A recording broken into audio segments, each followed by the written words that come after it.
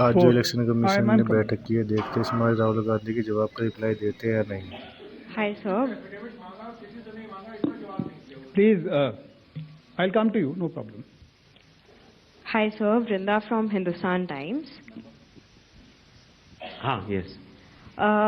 So first question is that initially when the draft electoral rolls were uploaded on the website, these were machine readable and searchable as well. The size was smaller, the pictures were clearer. But soon after Rahul Gandhi's press conference, the roles were updated and they were changed into non-machine readable, non-searchable, low quality pictures. So was that because a lot of searches were being conducted in these roles? And secondly, why is the dual epic ID issue there in Bihar? Despite the commission saying back in May that, we have resolved it across the country. 76. Sir मैं मुकेश कौशिक हूँ दैनिक भास्कर से। Sir आपने देखा होगा कि Rahul Gandhi leader of opposition ने central Bengaluru की constituency के तहकीकात की और ढेर सारे आरोप लगाए। उनका कहना था कि फेक सस्पिशियस वोटर बन रहे हैं, मैनिपुलेटेड हैं, मास एडिशन हुए हैं। इसके 2-3 दिन बाद ही बीजेपी के पावरफुल लीडर अनुराग ठाकुर जी ने प्रेस कॉन्फ्रेंस की और उन्होंने कहा कि उनके पास कंक्रीट प्रूफ हैं कि कंक्रीट प्रूफ है इस बात की कि lakhs of suspicious voters, duplicate voters, fake addresses, age manipulation, mass addition have been found in Wayanad, Raebareli and other constituencies.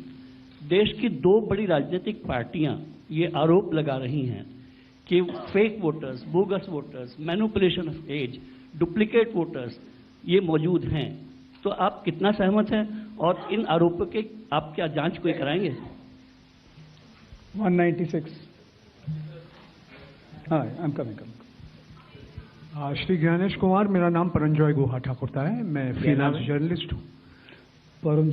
Paranjoy Guha Thakurta. Sir, few questions. इतना हड़बड़ी में आपको एसआईआर करने का क्या जरूरत है जब बाहर चल रहे बिहार में बारिश के समय, और समय बहुत लोग कह रहे हैं बहुत कम है। आपको सुप्रीम कोर्ट ने आदेश किया 14 तारीख के दिन, आपको मशीन रीडेबल जो 65 लाख लोग का नाम नहीं है तो आपको देना पड़ेगा। इससे पहले आपने क्यों नहीं दिया? आखिरी सवाल है कि महाराष्ट्र में जो 40 लाख नया वोटर आए हैं और लोग कह रहे हैं कि पहला बार महाराष्ट्र के इतिहास में, भारतवर्ष के इतिहास में वोटर ज़्यादा और 18 साल उम्र के लोग कम, और 5 बजे के बाद बहुत लोग वोट दिया। तो ये सारे जवाब मुख्यमंत्री देवेंद्र फडणवीस दे रहे, राजनीतिक दल का नेता दे रहे। चुनाव आयोग अभी तक खामोश थे, क्यों? 279।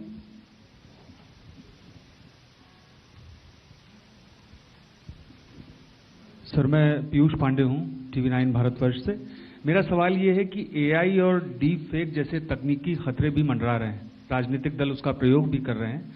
क्या चुनाव आयोग के पास इस पर शिकंजा कसने के लिए कोई कानूनी प्रावधान है और क्या इसको लेकर के कोई कदम उठाया जा रहा है? दूसरा एक सवाल मेरा ये है कि सुप्रीम कोर्ट ने जब आदेश दिया तब चुनाव आयोग 65 लाख हटाए गए वोटरों की सूची जारी करने की दिशा में काम कर रहा है।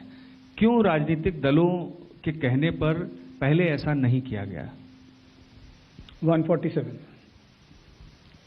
We'll start the next round. Sir मैं गौरव श्रीवास्तव, टाइम्स नाउ भारत से। मेरा सवाल ये है सर कि चूंकि हम लोग चुनाव आयोग भी देखते हैं, सुप्रीम कोर्ट में सुनवाई भी देखते हैं, बार बार ये सवाल उठा, और जिस बात को आप कह रहे हैं कि भारत का संविधान कहता है कि भारत का नागरिक ही वोट डाल सकता है, लेकिन भारत के नागरिक ही वोट डाले और चुनाव आयोग नागरिकता तय करे के बीच की जो एक पतली सी रेखा है उसको लेकर जो कानूनी लड़ाई है वो कैसे सुलझने वाली है? और दूसरा ये कि जो ये बार बार विवाद आता है कि वोटर लिस्ट जो है वो सर्चेबल हो, फिर उसमें एक जैसे कई नाम है, क्या ऐसी कोई प्रक्रिया या आधार को लेकर जो चर्चा है कि अगर आधार से लिंक कर दिया जाए सिर्फ इस मकसद से कि एक व्यक्ति के पास दूसरा वोटर आईडी कार्ड न बनने पाए जब तक कि डेटाबेस में ऐसी जानकारी हो, इसके लिए आयोग क्या कदम उठा रहा है? ठीक, तो इन 5 अपने जर्नलिस्ट का मैं जवाब देता हूं।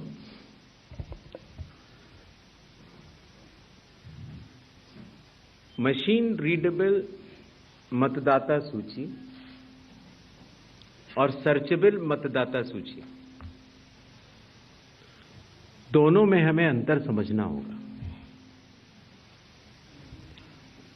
जो चुनाव आयोग की वेबसाइट में मतदाता सूची होती है, उसमें आप एपिक नंबर डाल के सर्च कर सकते हैं, डाउनलोड भी कर सकते हैं। इसको मशीन रीडेबल नहीं कहा जाता। मशीन रीडेबल के ऊपर मैंने आपको शुरुआती उसमें बताया था कि 2019 में माननीय सुप्रीम कोर्ट ने भी इस विषय का गहन अध्ययन किया और ये पाया कि मशीन रीडेबल इलेक्टोरल रोल देने से वोटर की प्राइवेसी का हनन हो सकता है। इसलिए मशीन रीडेबल एक अलग चीज है। जो मशीन रीडेबल का अर्थ ये होता है कि आप उस इलेक्टोरल रोल को पढ़ भी सकते हैं। उसमें अगर आपके पास कंप्यूटर पे वो सूची आ गई तो आप ये फोटो उठा के दूसरी जगह भी डाल सकते हैं। अगर आपने एक व्यक्ति की फोटो दूसरी जगह डाल दी और पलट दी तो वो व्यक्ति वोट ही नहीं कर पाएगा, क्योंकि जब वो वोट करने जाएगा तो उसका चेहरा नहीं मिलेगा। तो मशीन रीडेबल एक अलग चीज है, मशीन रीडेबल वर्जित है। तो उसको आप, और ये चुनाव आयोग का अकेला फैसला नहीं है, ये चुनाव आयोग का फैसला माननीय सुप्रीम कोर्ट के जजमेंट के बाद है और 2019 से है। तो मशीन रीडेबल अलग चीज हो गई और एक लिस्ट को सर्च करना वो एक अलग विषय हो गया। जब आप एक लिस्ट को सर्च करते हैं तो उसमें एक सवाल यह आया था कि डुप्लीकेट एपिक की समस्या चुनाव आयोग ने जब पहले सॉल्व कर ली तो इस तरह के डुप्लीकेट एपिक दोबारा कैसे आए। डुप्लीकेट एपिक दो तरीके से हो सकते हैं। एक कि एक व्यक्ति जो वेस्ट बंगाल में है, जो व्यक्ति अलग है, उसका एक एपिक नंबर है, और एक व्यक्ति जो हरियाणा में है उसका एपिक नंबर भी वही है। अर्थात एपिक नंबर 1 व्यक्ति 2। जब ये सवाल उठा लगभग मार्च 2025, जब हम लोगों ने उसके ऊपर चर्चा की और उसको हम लोगों ने पूरे देश भर में सुलझाया, लगभग ऐसे 3 लाख लोग मिले जिनकी एपिक संख्या 1 थी। तो उनकी एपिक संख्या बदल दी गई, जिससे एक ही एपिक से 2 लोग न हो, एक ही नंबर के 2 लोग न हो। दूसरी तरह की डुप्लीकेसी ऐसे आती है जब एक ही व्यक्ति का एक से ज्यादा जगह मतदाता सूची में नाम हो और उसका एपिक नंबर अलग हो। अर्थात व्यक्ति 1 एपिक अनेक। पहली वाली स्थिति ये थी एपिक 1 व्यक्ति अनेक।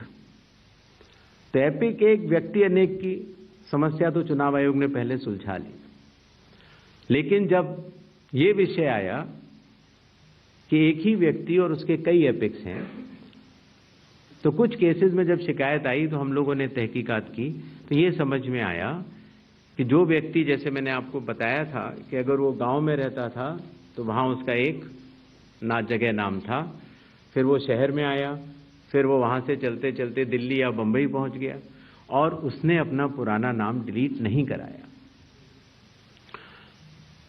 पहले यह संभव नहीं था।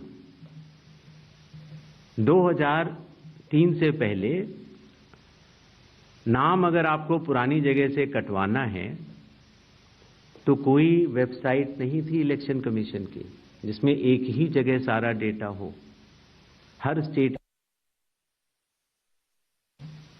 तो अगर आप पटना से चल के दिल्ली आ चुके हैं और आप पटना का वोट कटवाना चाह रहे थे तो आप एक पत्र लिख सकते हैं। अब उस पत्र के ऊपर कार्रवाई हुई, आपने सही जगह भेजा, नहीं भेजा और आपका वहां वोट नहीं कटा, आप दिल्ली आ चुके, आपका यहां नया मतदाता सूची में नाम आ गया, आपके पास एक नया एपिक नंबर है। तो 2003 से पहले चूंकि तकनीकी सुविधा अवेलेबल नहीं थी तो इस तरह के बहुत लोग जो माइग्रेट कर करके अलग अलग जगह गए उनके नाम कई जगह आ गए। फिर एक ये सवाल उठा कि फिर उसको आज की तारीख में तो वेबसाइट है, कंप्यूटर है, उसको आप सेलेक्ट करके हटा सकते हैं। लेकिन वही मैं बात आपको बताना चाह रहा था, चुनाव आयोग मतदाताओं के साथ चट्टान की तरह खड़ा होता है। अगर किसी के कहने से मैं आपका वोट काट दूं, या किसी के कहने से मैं ये मानूं कि पीयूष जी के नाम के, अगर आपको अंदाज़ा न हो तो अगर पीयूष जी के नाम को अगर आप 100 करोड़ में सर्च करेंगे तो आपको हजारों लोग मिलेंगे। अब कौन से पीयूष जी का नाम काटा जाए, कौन से पीयूष जी दो हैं ये? तो अगर इसको जल्दीबाजी में किया जाएगा तो किसी भी मतदाता का नाम गलत कट सकता है, आपकी जगह किसी और का कट जाएगा। इसलिए शायद पिछले 20 सालों में टेक्नोलॉजी तो थी, लेकिन टेक्नोलॉजी का उपयोग करके किसी का मतदाता सूची से नाम काटा जाए, ये गलत होगा। और इसीलिए चुनाव आयोग ने ऐसा नहीं किया। और इसकी या तो व्यक्ति खुद कर सकता है तो कोई आपत्ति नहीं है, और या फिर स्पेशल इंटेंसिव रिवीजन के जरिए जब ये एन्यूमरेशन फॉर्म बनेगा तो पीयूष पांडे जी के पास ही फॉर्म पहुंचेगा। अगर उनके पास दूसरा फॉर्म पहुंच जाएगा तो एक ही पे दस्तखत करेंगे और डुप्लीकेट वोट की समस्या का निदान हो जाएगा। एसआईआर में हड़बड़ी क्यों? यह भी एक भ्रम फैलाया जाता है। आप लोग मुझे बताएं कि चुनाव से पहले मतदाता सूची शुद्ध करनी चाहिए या चुनाव के बाद? चुनाव से पहले। और यह बात चुनाव आयोग नहीं कह रहा है, यह बात लोक प्रतिनिधित्व कानून कह रहा है कि हर चुनाव से पहले आपको मतदाता सूची शुद्ध करनी होगी। यह चुनाव आयोग का कानूनी दायित्व है। फिर यह बात आई कि 7 करोड़ से ज्यादा बिहार के मतदाताओं तक क्या चुनाव आयोग पहुंच पाएगा? हकीकत आपके सामने है। जब 24 जून से यह कार्रवाई शुरू हुई तो यह पूरी प्रक्रिया लगभग 20 जुलाई तक ही समाप्त हो गई। फिर यह बात आई कि साहब जुलाई में क्यों? उस समय मौसम अच्छा नहीं होता। तो आपकी जानकारी के लिए मैं बताना चाहता हूं कि बिहार में इसके पहले भी 2003 में एसआईआर हुआ था और उसकी तारीख थी 14 जुलाई से 14 अगस्त, और तब भी सफलतापूर्वक हुआ था। और इस बार भी सफलतापूर्वक सबके एन्यूमरेशन फॉर्म्स वापस आ गए। एक और सवाल पूछा गया कि माननीय सुप्रीम कोर्ट के कहने से हम लोगों ने ये मशीन रीडेबल फॉर्मेट क्यों दिया। माननीय सुप्रीम कोर्ट ने ये स्पष्ट कहा है कि हर जिले की अलग वेबसाइट बनाई जाए और हर जिले की वेबसाइट पर एपिक नंबर से सर्च होने वाली सूची रखी जाए। और आपको ये जानकर हर्ष होगा कि 56 घंटों के अंदर चुनाव आयोग ने उसका अनुपालन किया है और हर जिले की वेबसाइट की सूची आप सबको जो फोल्डर दिया गया है उसमें है, आप भी सर्च कर सकते हैं।